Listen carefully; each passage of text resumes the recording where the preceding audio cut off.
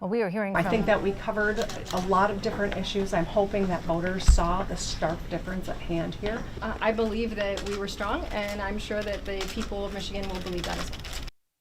And that is what the candidates for governor had to say last night's debate. But was there a clear winner? If you look at your social media feeds, there are varying opinions over who scored the most points with voters last night. Yeah, most definitely. Governor Whitmer focused primarily on what she has done, touting that record.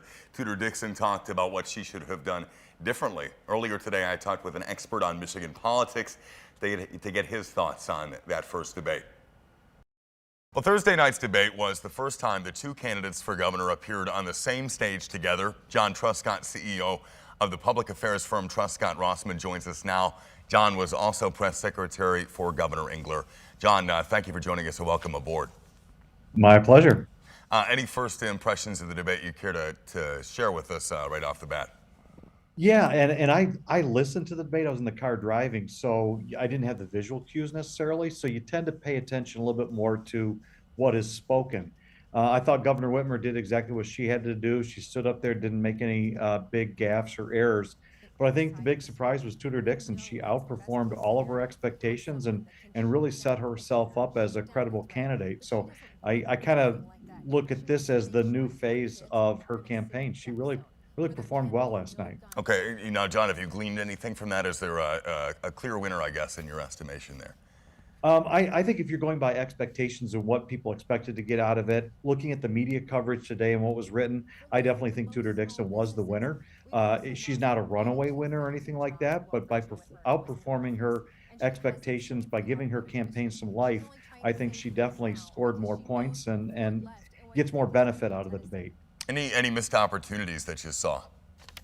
I didn't see any missed opportunities. I think pinning down the governor on her abortion response, she was kind of slippery, so that was very difficult to do. Had she been able to do that, I think that would have been kind of a line of demarcation for her in the whole abortion debate. But no, I don't think either candidate missed any opportunities. I thought they both did very well. But again, Tudor Dixon stood up. This was her first introduction to the public for the most part, and she did very, very well.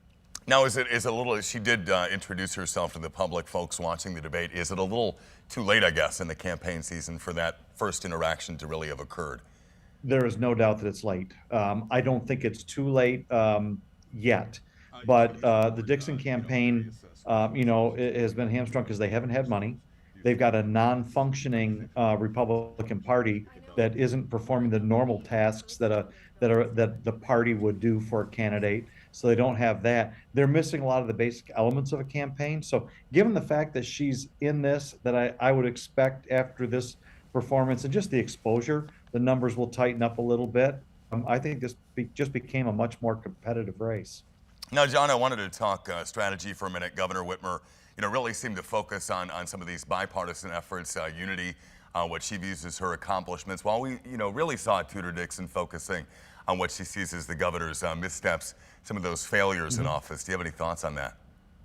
Well, I think what Tudor Dixon was trying to do is remind people of what we went through with COVID, with the shutdown businesses and the kind of the heavy hand of government.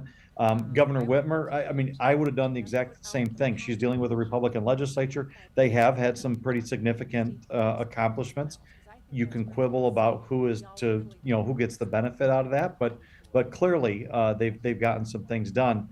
What this really comes down to for the Dixon campaign is that she has to make the argument, are you satisfied with what was done given all the negatives that were there? Does it balance out? And do you want a new direction, or do you want to continue on the path that we're going? All right, John, thank you so much for your insights. John Truscott, CEO of the public affairs firm Truscott Rossman.